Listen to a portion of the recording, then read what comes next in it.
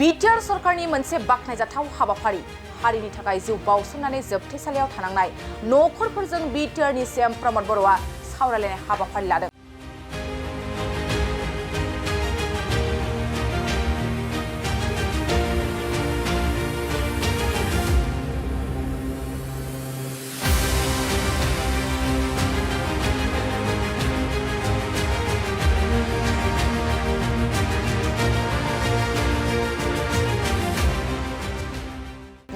दिनै बड'ल सोमावसारनायाव जिउ बावसोमनानै जोबथेसालियाव थानांनाय नखरफोरजों बिटिआरनि गाहाय मावफुं सोद्रोमा प्रमद बर'आ दिनै गुवारै सावरायलायदों।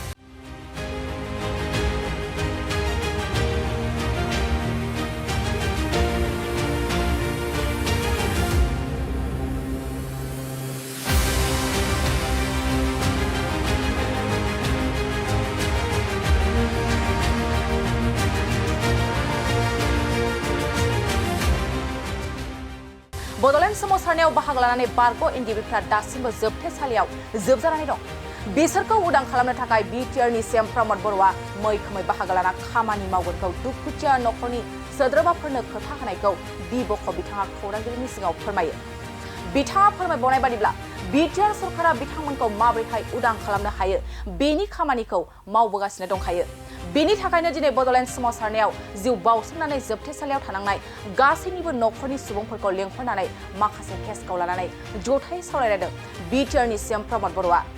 बिटिआर एकर्ड जाखांनायनि उनावबो गोबाङानो दासिमबो जोबथेसालियाव दं आरो बे जोबथेसालियाव थानाय सुबुंफोरखौ खौरां आरो माखासे दुखु सुखुखौ आबुङै मिथिनो थाखाय बिथांमोननि नखरनि सोद्रोमाफोरखौ लेंहरना जथायै सावरायलायनाया जायो। बेनिखायनो जोबथेसालियाव थानाय बिथांमोननि नखरनि सुबुंफ्रा हांख्राय हरलायनाय बे सावरायलायनाय जथुमाव बाहागो लानायखौ नुनो मोननाय जायो। बे समाव बिब'ख बिथाङा खौरांगिरिफोरनि सिगाङाव मा बाथ्रा फोरमायखो आबुङै मिथिनानै लानो फै। नोंथांमोननि निउस चेनेलखौ हामबाय होनदों। दिनै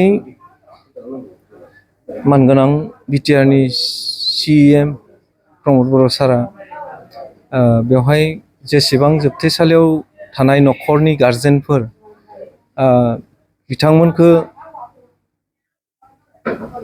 लेंहरनानै माखासे केसफोरनि बेलायाव गुवारै सावरायनाय जादों। मानोना एकर्ड जानायनिफ्राय गोबाङानो दा जोबथेसालियाव दासिम दंबावो। बे लेखायै बिथाङा माखासे बाथ्राफोरखौ बुजिनो जेलाव थानायनि सोमोन्दै माबोरै जानानै दं बेफोरखौ बुजिनो थाखाय बिथाङा लेंहरदों। दा बे लेखायै नखरनि गारजेनफोरा दिनै बेवहाय फैदों, हांख्रायनाय लेखायै नुजाथिफैदों आरो सावरायदों। जोङो दुखु सुखु बिथांमोननि बाथ्राफोरखौ साराबो खोनासंदों आरो साराबो बिथांमोनजों समानै दुखु फोरमायदों। मानोना जोंहा दासिमबो एक्स एनडिबिआ जोबथेसालियाव जोबजानानै दं। बेखौ उदां खालामनांगौआव मानगोनां सारा प्रमद बर' सारा मैखोमै बाहागो लानायनि बाथ्राखौ बिथांमोननि सिगाङावनो रोखायै फोरमायना होदों। बिथांमोननि केसनि हालोदा ओरैनो बिटिआर गभर्नमेन्ट हिसाबै बिटिआर गभर्नमेन्टआ अहरह नाजादों माब्रै बख'नो हायो, बिथांमोनखौ माब्रै उदां अख्राङाव लाबोनो हायो आरो नखरजों लोगोसे थाज्लायनानै नखर फसंथान होलांनो हायो। बिनि सायाव गोबांथार खामानि मावदों। मानो होनोब्ला दिनैनि नैबे प्रमद बर' सारनि जि बुंनाय बिबुंथि, बिनि गेजेरजों जों बुजिदों जे प्रमद बर' सारा बिथांमोननि केसनि थाखाय अहरह नाजानाया दङ आरो बिथाङा नांगासिनो दङ। जोंहा बेयाव दिनै मानगोनां एडभकेट बिथांबो दङमोन। बिथाङाबो केसनि बेलायै रोखायै नखरनि गारजेनफोरनो फोरमायना होबाय जे बिथांमोननि केसा एसे लोहोमिया जादों नंगौ थिगानो खिन्थु माखासे समाव जायफोरखौ दायथ' होदोंमोन बेयाव माखासे टेक्निकेलि प्रब्लेमनि थाखाय हयथ' दिनैसिमबो बेबायदि मोजां माने थासारि माबाखौ नुनो मोनाखै थेवब्लाबो दिनै सारा जिबायदि दायथ' लाबाय बिनिफ्राय बे केसनि दारै जायफ्रा NIA केसाव जोबजानानै दं बिथांमोनखौ उदां खालामनो थाखाय बे आं सानो जे प्रमद बर' सारा बेखौ मावफुंलांगोन दासिमथ' ओरैनो दिनैनि जि नखर गारजेनफोर बेवहाय फैदोंमोन 56 जननि जि NIA आरो बायदि बायदि केसाव जाबसिन जानाय 56 जननि लिस्टखौ जों मोननो हादोंमोन बाखि आरो कनभिक्ट जानायफोर दङ दासिम